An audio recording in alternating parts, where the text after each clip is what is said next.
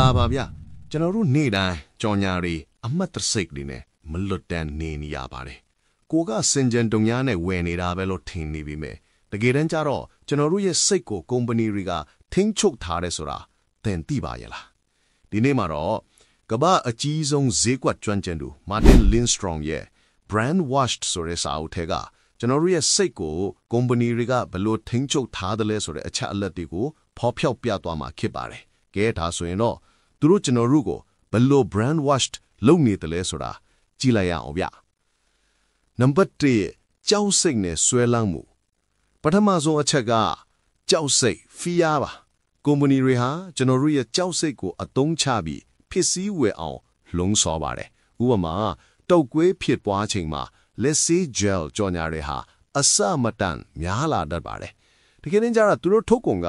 virus ကိုမကာကွယ်နိုင်ဘူးဆိုတာကိုလူတွေသိချမသိပါဘူးဒါပေမဲ့မဝယ်ရင်သုံးရင်အန်ဒီယာဖြစ်မယ်ဆိုတဲ့စိတ်ကိုဖန်တီးပေးတာပါအထူးသဖြင့်ကလေးအမေရိရဲ့စိုးရိမ်ပူပန်မှုကိုပိုပြီးပုံကြီးချဲကြပါတယ်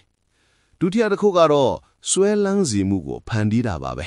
အစားအစာတွေမှာတကြားစွာအစီတွေကိုထည့်သွင်းပြီးကျွန်တော်တို့ရဲ့အုံနောက်ထဲကနေဒိုပီမင်းဆိုတာပျော်ရွှင်မှုဓာတ်ထွက်အောင်လုပ်ပါတယ်ပျော်ရွှင်မှုခံစားရတော့ထပ်စားချင်တယ်ဒါကိုသူတို့ကလိုလားတာပါ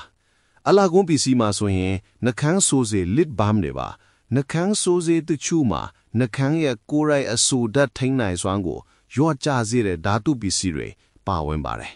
ရလက်ကတော့နှကန်းက6လာမယ်ကျွန်တော်တို့ကစိုးစေးထောက်ဝယ်တုံးနေရမယ်ဒီလိုနဲ့ဆွဲလန်းသွားအောင်လုပ်တာပါဗျာအပိုင်းနဲ့မတိစိတ်ကိုစတင်လွှမ်းမိုးခြင်းအမှတ်တစိတ်တွေဟာကျွန်တော်တို့ကိုငယ်ငယ်ကတည်းကလွှမ်းမိုးနေတာမဟုတ်ပါဘူးတကယ်တမ်းကျတော့တဒေတာဘိုးပါ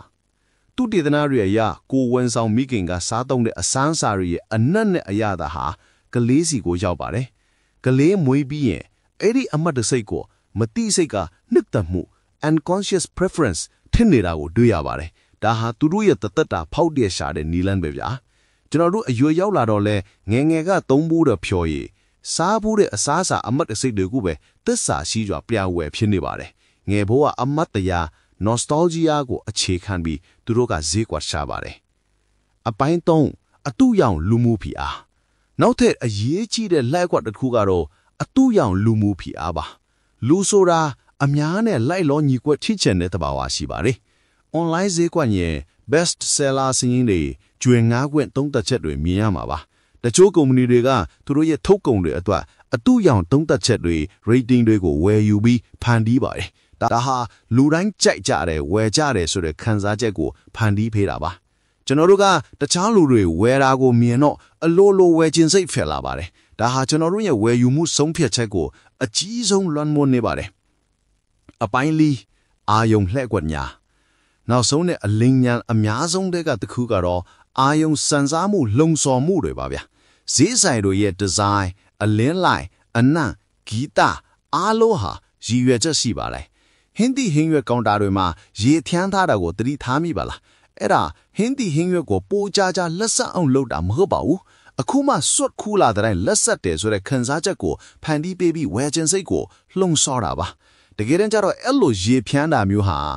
အသီးအရွက်တွေကိုပိုမြန်မြန်ပုတ်သွားနိုင်ပါတယ်ဒါကြောင့်ကုမ္ပဏီတွေဟာကျွန်တော်တို့ရဲ့ဖုန်းတွေကကွန်ပျူတာတွေကနေကိုယ့်ရဲ့အချက်လက်တွေကိုနည်းမျိုးစုံနဲ့စုဆောင်းပြီးကျွန်တော်တို့ကိုပြင်းမှတ်ထားကြော်ညာတွေကိုတိတိကျကျကိုပေးနေပါတယ်ကဲဒါဆိုရင်တော့ဒီ Martin Lindstrom ဖော်ပြပြထားတဲ့ challenge လေကွက်တွေအားလုံးပဲဖြစ်ပါတယ်ကျွန်တော်တို့ဘယ်လိုကာကွယ်ရမလဲအဖြေကရိုးရှင်းပါတယ်တတိထားပါ be aware ဝယ်မယ်ဆိုရင်ငါဘာလို့ဒါကိုလိုချင်နေတယ်လဲဆိုတာကိုမေးပါကြောက်စိတ်နဲ့စိတ်ခံစားခြင်းနဲ့ဆုံးဖြတ်ခြင်းကိုရှောင်ပါကျွန်တော် brand wash ခန္ဓာတော်ကိုရပ်တန့်ပြီးကိုယ်ပိုင်ဆုံးဖြတ်ချက်တွေနဲ့ဝယ်ယူတဲ့စားသုံးသူတွေဖြစ်လာနိုင်ပါတယ်ဒီဗီဒီယိုကနေတစ်ခုခုရသွားခဲ့တယ်ဆိုရင် like and subscribe လုပ်ပေးသွားပါအောင်နော်နောက်ထပ်ဘယ်စာအုပ်ကိုအနှစ်ချုပ်စေခြင်းလဲဆိုတာ comment မှာရေးပေးခဲ့ပါကျေးဇူးတင်ပါတယ်ဗျာ